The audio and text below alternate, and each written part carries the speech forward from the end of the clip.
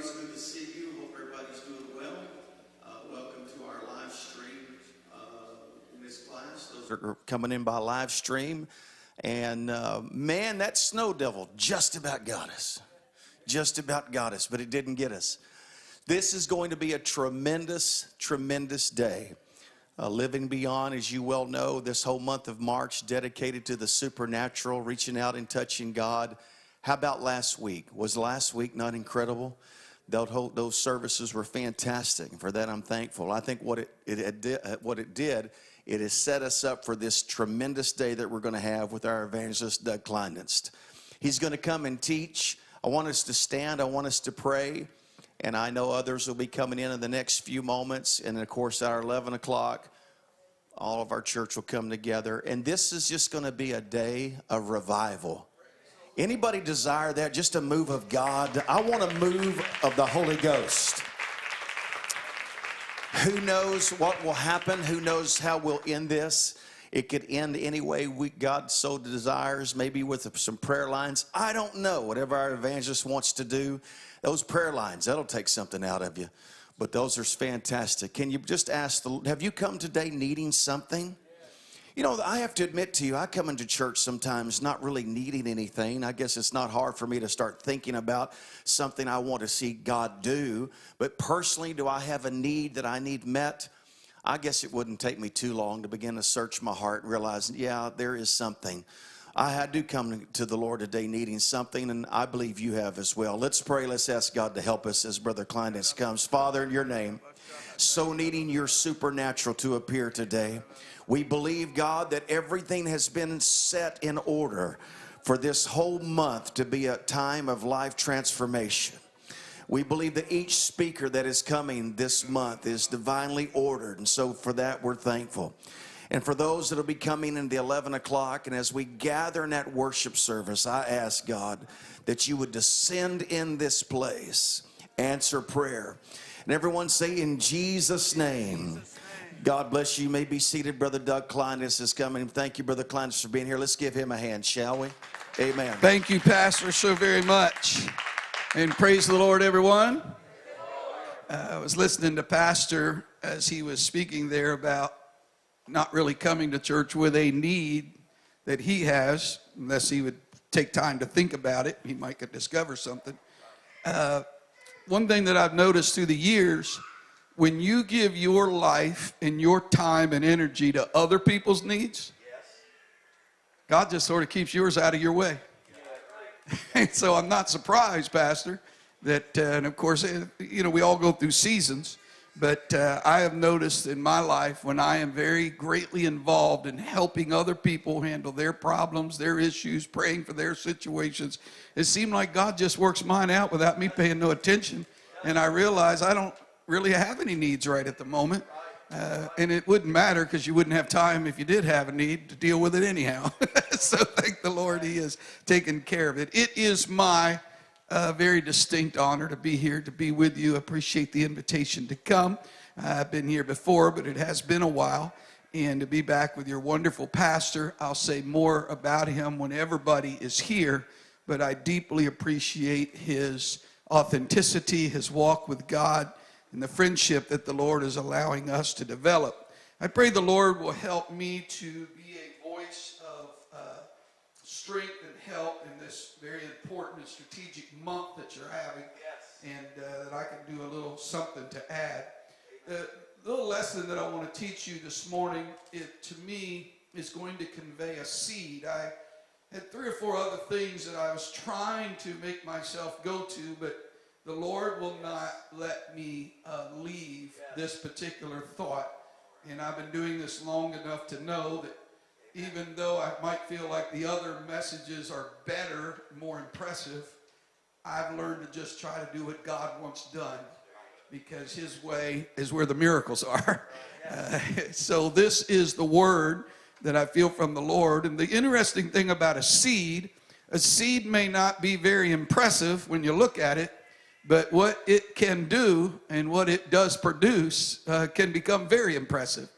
And so I pray that this little lesson today will be a seed that will produce not just in this moment right here, but for many weeks, many months, and really has the potential years to come. John 33 through 40. John 18, 33 through 40.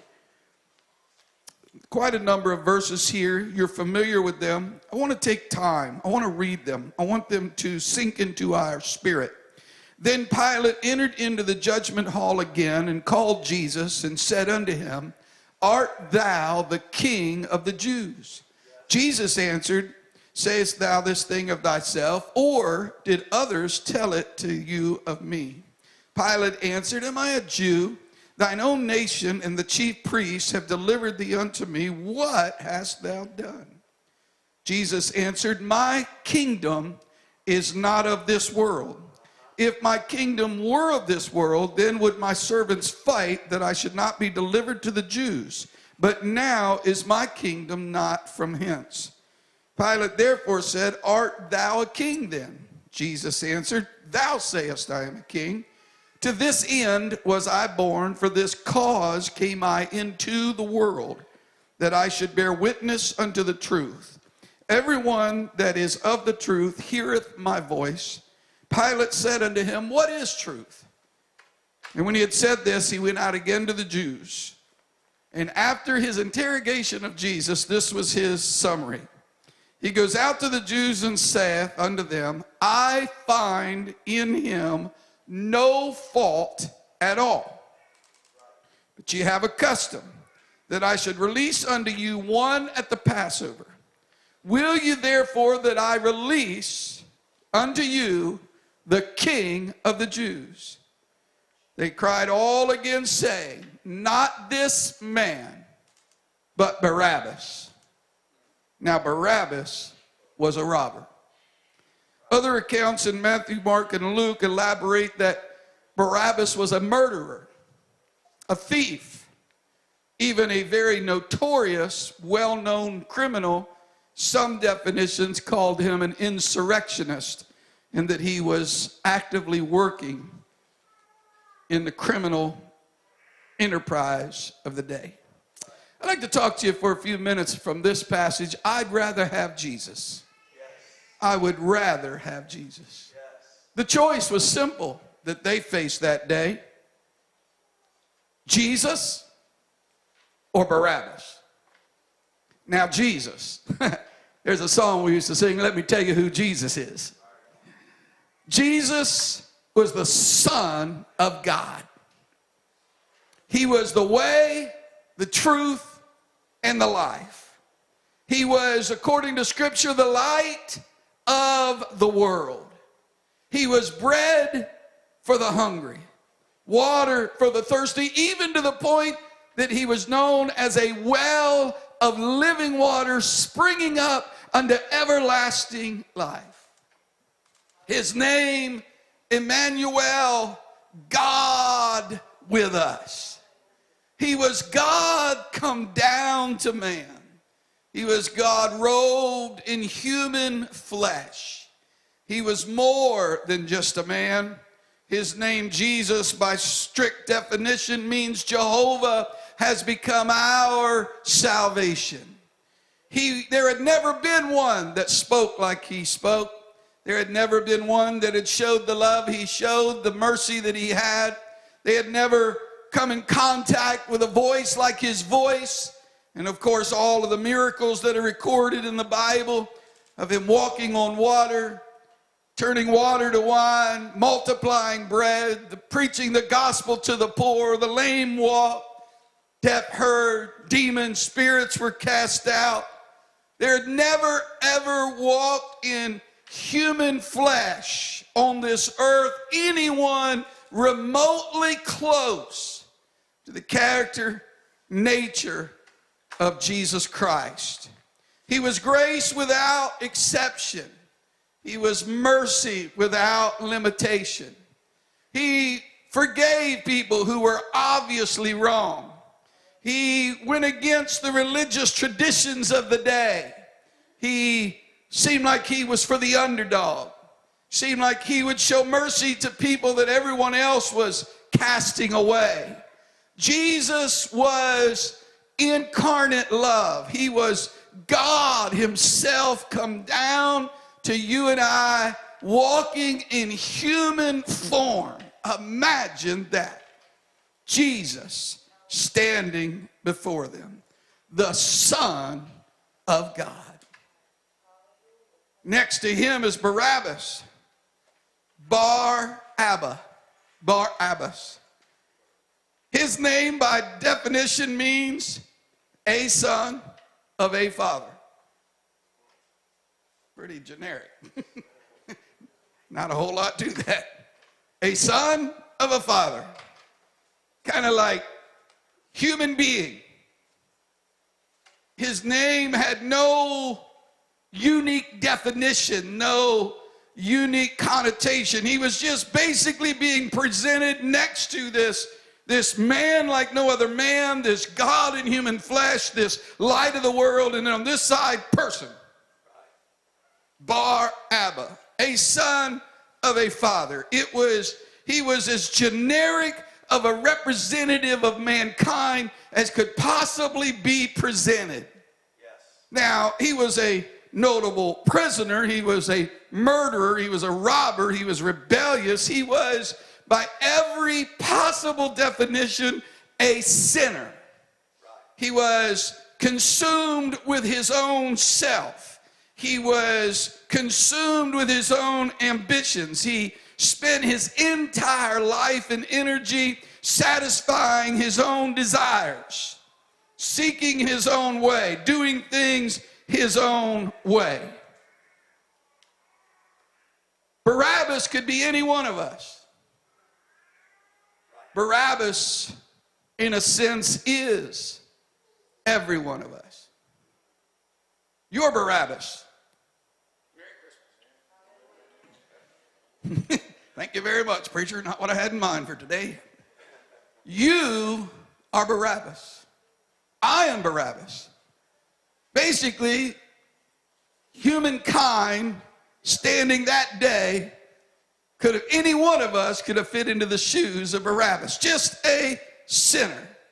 Someone who has been in their life consumed with their own desires, their own wants, their own will. You know, one of the most famous songs of a generation, Frank Sinatra presented it, Elvis made it famous. I did it my way. I did it my way. Of course, the more modern translation that they say now is, you do you, boo. You do you, boo. Whatever you want, whatever you think is right. Now there's not just truth, there's your truth. Whatever your truth is. In other words, truth is no longer a static, defined, but now truth is relative. Your truth could be different from my truth. That's somewhat ridiculous, but that's just the way people talk about it. So the profound choice on that day is between Jesus and Barabbas, between the Son of God and the Son of Man. There is this way that seemeth right in the eyes of men, but the Bible says the end thereof are the ways of death. The profound choice they were presented with on that day really is no different than the choice you and I have every single day. It is a choice between Jesus or Barabbas. Who do you choose? Jesus or yourself? Jesus or this present world? Jesus or this life? Now, I would think that maybe I was getting in a little deep here, but you were quiet when I started. So since you've been quiet since I got started, I'm not going to assume that it's getting worse. Jesus or this life? Jesus or the pleasure of sin for a season? See, we are presented with a choice. Are we going to follow the things of God, or are we going to allow our human desires, the possibilities of our present pleasures, to become the driving force of our life? Matthew 16:24, Jesus said to his disciples, if any man will come after me, let him deny himself. Deny himself. There's some language we've not heard in a while. That's some of the lost language of Pentecost. I was raised on language like that. Deny himself, take up his cross and follow me. Whosoever will save his life will lose it, but whosoever will lose his life for my sake shall find it. It's the secret that makes this stuff work. I love you, but one of the problems we have right now, there's a lot of confusion in this world. And we're trying to make a lot of things work in Pentecost, but we're not striving for the mastery lawfully. We're not applying the principles that make it work. We're trying to get results by going around or over. But it said if you seek to save your life, you'll lose it. But if you'll lose it for his sake, for his cause, for his purpose, you will in fact find it. You'll end up where you're trying to get by doing the thing you think you don't want to do. So I'm like the coach today, the one that makes you do what you don't want to do so that you can become what you do want to become. What does a man profit if he gain the whole world and lose his own soul? Or what will a man give in exchange for his soul? Everybody has their price. Whatever your price is, I promise you the devil's willing to pay it. Whatever it would take to get you to cash it in, it's being offered right now. It's being presented. It's being put in place. Your opportunity will soon be granted. But the Bible asks this profound question. What would you gain? What would you be profited? What advantage would you have if you could gain the whole world? But in exchange, you would lose your soul or eternity. And by the way, nobody gets it all. Everybody that's lost will be lost over something. Everybody has their vice, that one thing. But nobody gets it all. Nobody gets everything. There's too much pleasure, too much possibility, too much in this world for any person to have it all. But if you could somehow have every single desire, every single thought, every single pleasure, every single advantage, every single opportunity, if you could just, you had the genie with 1,000 wishes, and every day just the next thing you wanted, you were able to poof, make it come true, and just everything you ever thought you ever wanted, you could consume it, but you would lose your soul. The question is, comparing the two, what have you profited? And the obvious answer is that it would be a poor exchange to have everything this world has to offer, to partake of it, to consume it, to possess it, to enjoy it, to experience it, and lose your soul. It would be a poor exchange. So there's an obvious and clear warning that it's not worth it. It's not wise. It's not beneficial. Don't get caught in the trap. But to not get caught in the trap, you have to practice this idea of denying yourself. That takes us back to why we engage in fasting along with prayer. All that fasting does is remind your body's not in charge. You don't get everything you want. You're not in charge of leading me. My appetite, my hunger, my flesh is not in charge. And so fasting reminds your flesh, you're not in charge here. You don't get to consume everything you want to consume. You don't get to experience everything you want to experience. I know what I'm teaching today is just absolutely contrary to almost 1,000 voices that scream at us from every direction, because everybody today just wants to be happy. Yes.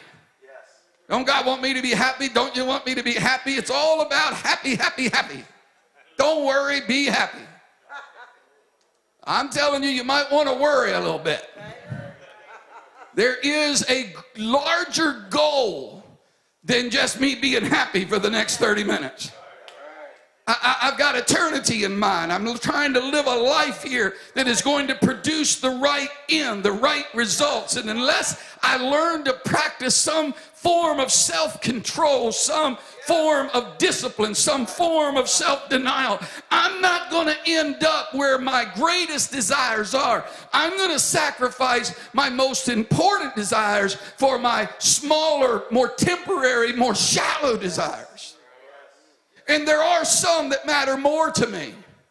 I like a good time as much as anybody, but I would really rather be saved. I have situations that I want to work out well for my family. I want to walk in the power of God. I want to walk being able to hear the voice of the Lord. I have desires that are more important to me than the smaller, more shallow desires of a momentary comfort. And unless I'm willing to sacrifice one for the other, I'll never get to the other. Is this making sense to you? Sometimes we don't consider it much anymore. We spend so much time and money and effort on the outward man, decorating these old bag of bones. But you know, we're really not worth all that much. I'm just, everything I'm saying just contrary to. In raw materials, your body is worth about $160. Few dollars in chemicals. You're mostly water and oxygen. Now there's another way of wording that. A lot of us are just a lot of hot air, aren't we? Of course, now on the black market, you could sell a few organs for a couple $100,000 if you're so inclined. But you think about this body, this flesh, and how much time, energy, and money we spend each year caretaking the body. I guess I get a little visual of it because I got to pack and go, traveling nonstop. All the stuff you got to carry around, shampoo, conditioner, deodorant, hopefully, please, for the love of God, toothpaste, mouthwash, powders, face creams, hairspray, gels, oils, lotions, shaving creams. Now, I don't carry all this. It's just a list I'm making up. I try to find the all-in-one stuff, you know. I use the same, well, I better not. The shelves are loaded with every imaginable body-soothing product that exists. Stores across the nation are stocked with clothes of every kind, from hats to shoes and everything in between. Every kind of item, cloth, and food that anyone could ever want is at our fingertips. Just name your desire. It's on sale somewhere right now. From massages to chiropractors to hair products, skin products, you name it. If it pampers the flesh, if it makes the flesh happy, if it makes the flesh comfortable, I mean, chairs, sofas, you name it, beds, mattresses, MyPillows, you name it. It's out there. And it's all about our comfort. The Bible tells of a certain rich man in Luke 12 who was doing quite well for himself. His ground brought forth plentifully. So he said within himself, what shall I do? I have no room to bestow all my fruits. I will say to my soul, soul, thou hast much goods laid up for many years. Take thine ease, eat, drink, and be merry. But God said unto him, thou fool, thou fool, this night thy soul shall be required of thee. Then who shall those things be which thou hast provided? Two things you notice from this verse that always remain the same, and that is the flesh will always be telling yourself, take thine ease. You can't trust that voice that's telling you to take your ease. It's a lying voice. It's the voice of the flesh. He said to my soul, soul, take thine ease. You're doing well. You've got a lot stored up. You're going to be fine. But evidently, he had not taken time for the more important and pressing matter of his eternity. The Lord's called him a fool. Said your soul is going to be required of thee while you're thinking about your next pleasure, while you are contemplating your next vacation, your next excursion, your next moment of fun in the sun. You're not contemplating your eternity.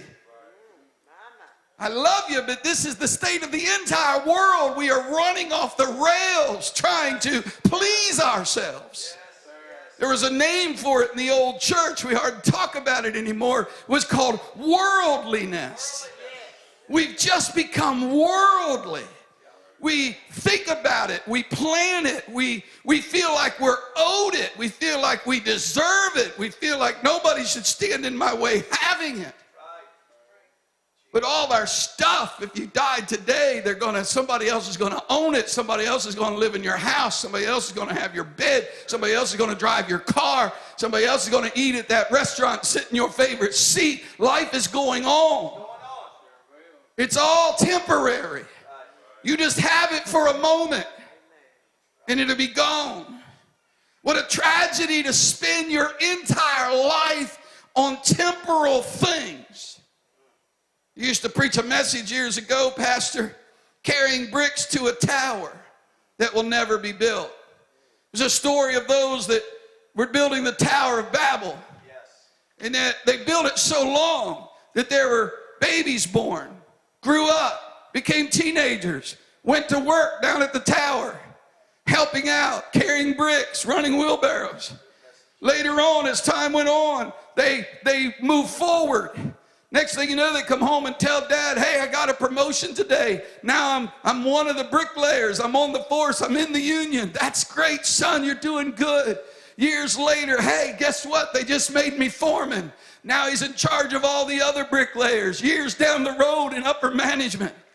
Finally, years down the road, retiring from high management, working on the tower, and dies, having spent their life on a project that would never, ever be completed because it was not part of God's design and plan and will. God was going to come down. God was going to stop it. It was not ever going to be allowed to proceed, and it spent their life carrying bricks to a tower that would never be built. I don't want to spend my life on temporal things that are not going to matter at the end of the day. Allow my soul to go bankrupt, spending all my time and money and energy trying to reach for the riches of this world. This whole world is Barabbas. Every billboard, every television commercial, every internet website advertising, it's Barabbas. Yes. What's this world have to offer us anyhow? Silver today about $25 an ounce. Gold is moving on up. I think it's up to close to $2,000 an ounce. Bitcoin's back on the rise. It's up over 40 again. Should have bought some of that a few years ago. Average home price in the USA right now, about $389,000 and rising. A new Lexus SUV, anywhere from $50,000 to over $100,000, depending what it has. This is just what the world has to offer. A small yacht, in case you're looking at buying one, about $400,000 and up. Of course, you can rent one for a day, about $1,500 just for a day. The stores are chock full of clothes, iPads and tablets, and smart tablets and TVs and computers, video games. There's vacations to go on, hobbies, sports, every kind of hobby available, every kind of sport. I know people that are so caught up in sports, they know batting averages. They could list the roster of their favorite team by name, but could not name the books of the Bible and could not name 12 apostles. are we giving our energy to the one that matters? I don't pay attention to it anymore. I've run out of time for those kinds of things. But really, I mean, does it even matter who won the Super Bowl 5 years ago? You'd have to go look it up probably if it wasn't your favorite team. And even if it was, nobody else cares anymore. Does it really even make a difference? And I'm not saying that it's all that terrible or wrong or bad to be paying attention to it. I'm just asking you, how much does it even really matter? From year to year, from moment to moment, World Series and NBA championships and Super Bowls and all this, and Olympics. It came and went. I didn't watch a single 10 seconds of it. What difference did any of it make? Who got down the bobsled faster than the other? I mean, we're worried about hitting balls over fences and batting averages and making sure our kids are involved in all the sports going on at school. But what is happening to our souls? Hunting rifles and scopes. I'm going to really get in trouble now. I happen to know about this because I got a chance to go hunting. I've been a gun enthusiast for a long time, but I've never been much of a hunter. So I got to go with people who know hunting so I know what to do. And I got this opportunity to go hunting with Brother Huntley, Wayne Huntley. And so just to go be with him was awesome. He went out with my wife and I. My wife and I do everything together, so we went hunting together. And so she went out with me, and he took us out in the deer stand and sat with us in the deer stand. And this was just all big adventure. Of course, you know, I'm realizing I need a hunting rifle. And then, of course, as soon as you go buy a hunting rifle, you got to have a scope. And I found out the scope costs more than the rifle. And then you got to buy binoculars, because I had these cheap binoculars, and Brother Huntley said, here, try these. I said, whoa. I'm taking a picture of the name brand on those babies and looked them up. It don't take long to rack up some thousands of dollars in a hunting rifle, scope, and some binoculars and clothes. And average Major League Baseball game's about $53. NFL football game, $151, up to $450 for the good seats. I live near Orlando, a Disney vacation for a family of 4, running you somewhere around $5,000 and up. Somebody asked me, I'm not anti-Disney, I like to go to Disney, but years ago somebody asked me about Disney. I said, let me tell you how you know you're ready to go to Disney. I said, get a $100 bill out of your pocket, go in your bathroom, drop it in the toilet, and flush it. And then just go about your business like you didn't do nothing. I said, if you can go to sleep that night and give that $100 not even a second thought, you are ready for Disney. But if you go to bed thinking, I can't believe I flushed $100 down the toilet. If you think about it, you're not ready. You're just not ready. Because Disney's going to be fun, but one day after it's over, you're going to be driving home thinking, what was I thinking? Louis Vuitton purse, $1,100 all the way up to $6,000. I happen to know somebody just gave my wife one. I was eyeballing that thing for eBay, but I don't think that's going to happen. 2020, an average diamond ring, in case we don't have our young people in here wanting to get married, but $3,700. Now it's up to about $5,000. Getting married's not cheap, and you don't never get that paid for anyway. First class trip to London, about $4,400 for a ticket to fly up there in the big seats. You want to talk about some of the vices? Sin's not cheap. Pack of cigarettes, $7. Carton of cigarettes, $45. Case of beer in Georgia, about $20. Now, if you want Johnny Walker Blue Label, that's about $225 and rising. Bottle of fine wine can reach into the thousands. 1 ounce of high quality weed, not that I would know. But so somebody said, well, that preacher sure seems to know how much stuff costs out there. I mean, he knows alcohol. Yeah, it's research. You know, Prophet Google will tell you this stuff. 1 ounce of high quality weed, about $300. Sin's not cheap. If you're going to be a sinner, you better get working some overtime. It costs you some money. Parties aren't cheap. Alcohol's not cheap. Every billboard is shouting, give us Barabbas. Give us Barabbas. Give us Barabbas. everything that's on sale, everything that's available. It's shouting for your time, shouting for your energy, shouting for your finance. Give us Barabbas. A former queen of England, on her deathbed, a now famous quote, "I would give all of my wealth for just 20 more minutes of time." Time is becoming more valuable than money. Money's easy. Time is not.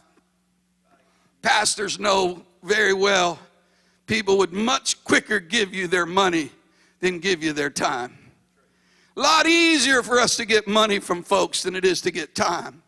One of the things I hear from pastors everywhere I go, and as I'm getting older, I'm doing a lot more mentoring and speaking into the lives of people, and they'll tell me, they say, "We've got good people. They love the Lord. They love me. We're not having church trouble." I said, "Brother Klinedinst, the problem we have is nobody has any time to do anything for God. And we've scaled our schedules back to such a degree. We're only here on Sunday morning and maybe a few in the middle of the week. What are we doing? Where did our time go?" Pastor and I were reminiscing in the office about some of the old days and revivals. We'd go Wednesday, Thursday, Friday, Saturday, Sunday morning, Sunday night, and we'd do it for 6, 7, 8. I've been in 11-week revivals like that. We look at that now and we say, impossible. Why? I'm not saying we need to do that. I'm not saying that's the direction. I'm just asking us, what are we doing now we weren't doing then?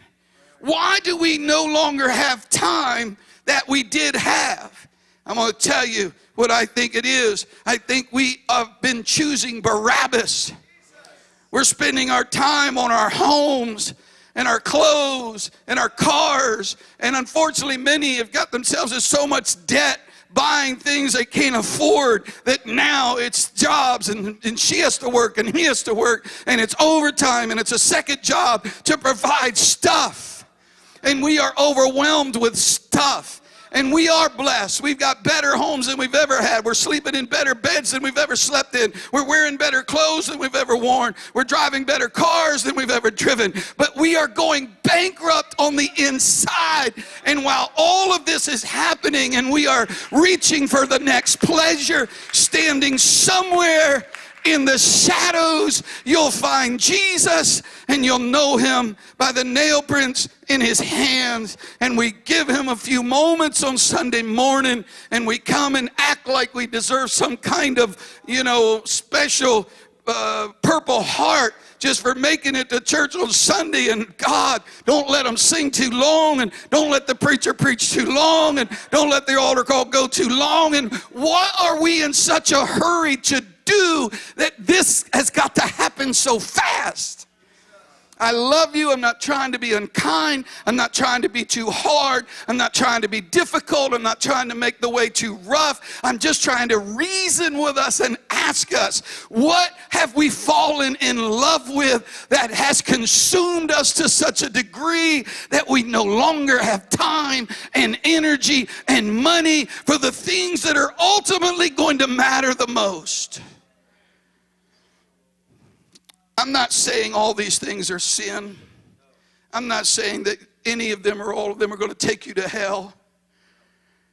I'm just saying that any single one of them can become a Barabbas if you choose it over Jesus. If it becomes a hindrance, if it becomes a distraction, if it draws you away. I think I've been in Pentecost for a while now, since a young man. And I was around in the days when we preached against everything but fresh air, and that in small quantities.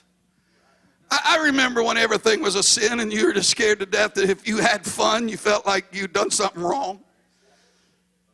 And I can remember when all the sermons hung you over hell, and I'm glad that we're a little happier than we used to be. I'm kind of glad that we've given a little tolerance to live occupied till he gets here. Realize there's nothing wrong with enjoying life a little bit along the way. I'm for that. I do that. I think we've wised up and realized the value of a vacation and the value of some rest, and it's not wrong to have a few nice things in life. I think we did good. But I think if we were honest with ourselves, we've let that pendulum swing way over here. I think it's about time to bring it back to the middle a little bit. I'm not advocating going back to preaching against everything that you ever thought of do, but don't you think it stands to reason we could just curb this a little bit? I think we're just getting a little too worldly. I think we're a little too caught up in the things of this life. The Bible still does say, love not the world, neither the things that are in the world, because if any man loves the world, the love of the Father is not in him. That still has to be applied to us somewhere. And where we don't need to become all legalistic and all so hard-nosed at the same time. We're not going to be what we want to be. We're not going to have the kind of church we want to have. The power's not going to flow to the level we want it to flow if we spend all of our time and energy and money on the things of this world and then come to church for a few minutes Sunday morning expecting the windows to open and miracles to flow and just everything to work. It doesn't work like that. It never has. James 1:14 says, every man is tempted when he's drawn away of his own lust. Paul said of Demas, Demas has forsaken me, having loved this present world. And history records that Demas died in a heathen temple. I'm coming down to a close, but maybe here's where this is coming from. You're saying, what's up with preacher here today? I'm getting a little older. I'm not old, but I'm not as young as I once was. I realize at 57 years old, I don't have as many years to come as I've already spent. So maybe I'm just looking at, I don't have the energy I used to have. I don't have the strength I used to have. I can do about anything I've ever done, but for not as long. And it sure hurts a lot worse once I'm done. And so as I've realized the limitations that are before me, I've been asking myself, what do I want to spend my valuable time on? What do I want to spend my valuable money on? Because here's the deal. I don't have time to do it all. I don't have the energy to do it all. I don't have the money to do it all. So I've got to make some choices. What matters most to me? Here a while back, my wife and I had to make a little choice. One of my grandchildren, we have two grandbabies now, just happened in the last year or so, baby girl and a baby boy. And the little boy, who was the second one, was getting dedicated. I was supposed to be preaching in California because right now about all I do is just the gospel, because I've decided that's the one thing that matters more to me than the rest of it. You choose for you. You do you, boo. I'm just doing me. And I've decided, I've thought it through. This wasn't a Sunday night organ floorboarded decision I made. This is me sitting home thinking about life, and I've decided I enjoy life. I want to have fun. But I am more concerned with doing the things that are going to matter the most. I am more concerned with eternity for myself and for others. And so I had to make a decision. And I decided that baby's going to get dedicated one single time in life. This is a once in a lifetime. And no, they don't need me there. It's just what baby dedications, how long do they last? 8 minutes, 10 minutes at most. They come forward, pastor says some words, it's a little prayer. It's not really a big event, but it's my son and it's my grandson, and it's a moment that I decided, you know what, that matters to me, that's important to me, so I'm going to make the sacrifice. It cost me money, it cost me time, but I was sitting there on the seat. I was present for the moment, and I'm just telling you, these kids are growing up quick.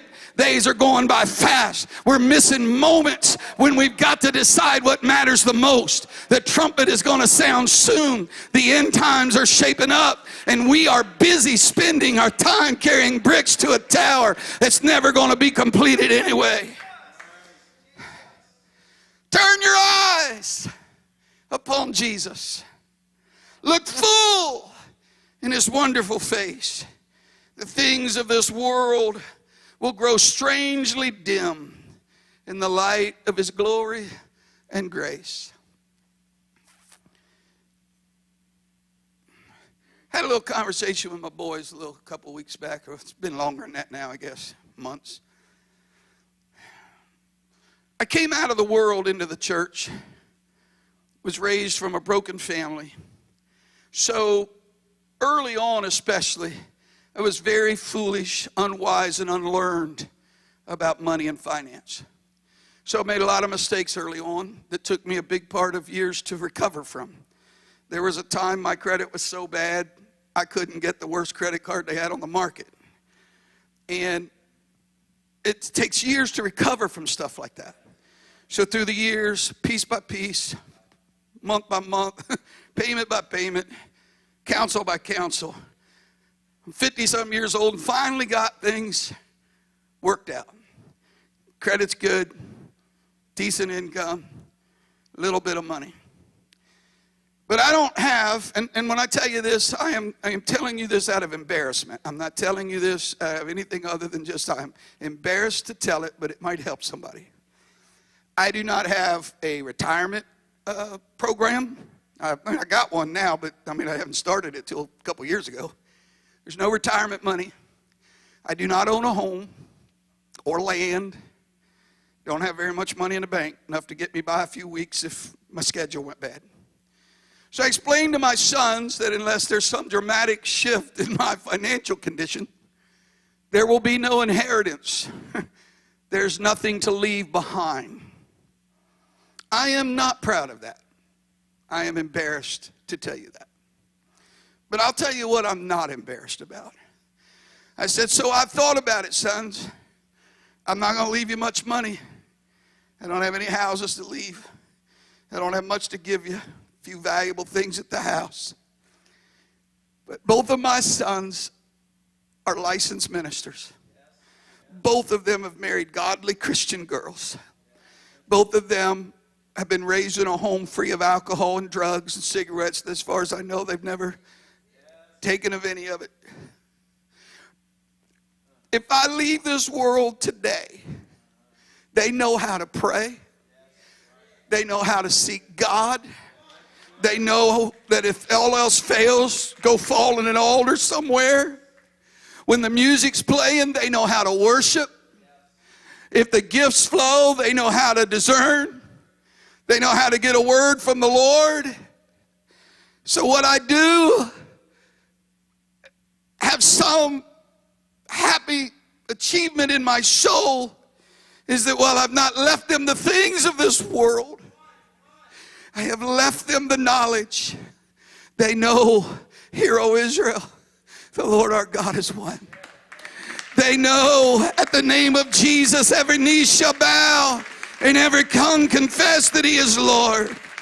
They know the blood reaches to the highest mountain and it flows to the lowest valley. And no matter what they do or what they've done, they can call upon him, and his mercy is great and his grace is free. And there's a place called Calvary that you can go be washed. Would you stand with me across this place right now? You are not wasting your time living for God. You are not wasting your money given to the things of God. We are not wasting our lives. I look back and say, I wasted it on so many things, but I am not wasting it right now. I'm not wasting it on you. I'm not wasting these 30, 45 minutes to share with you these principles from the Word. This Word is eternal seed. This seed has been sowed in your spirit today. I'd rather have Jesus. I've made up my mind. Do you remember the old song? I'd rather have Jesus than silver or gold. I'd rather be His than have riches untold. I'd rather have Jesus than houses or lands. I'd rather be led by His nail-pierced hand than to be the king of a vast domain or be held in sin's dread sway. I'd rather have Jesus than anything this world affords today. I'd rather have Jesus than men's applause. I'd rather be faithful to His dear cause. I'd rather have Jesus than worldwide fame. I'd rather be true to His holy name. I'd rather have Jesus. All over this auditorium, eyes closed, hands raised. Talk to Him for a minute. Pastor's coming or we're dismissing. Come on. For just a few moments. It's just 30 seconds. Take 30 seconds to make a decision. I'd rather, if I've got to choose, and you do have to choose, if I'm forced to make a choice, and you are, choose you this day. I'd rather have Jesus. I'd rather spend my life on the things that are going to matter most. Let me give you one way to apply this message. I heard a story about the old prophet Barnes, T.W. Barnes. He said he had a practice that every day of his life, he would think of some small thing he could give up for that day as a sacrifice to the Lord.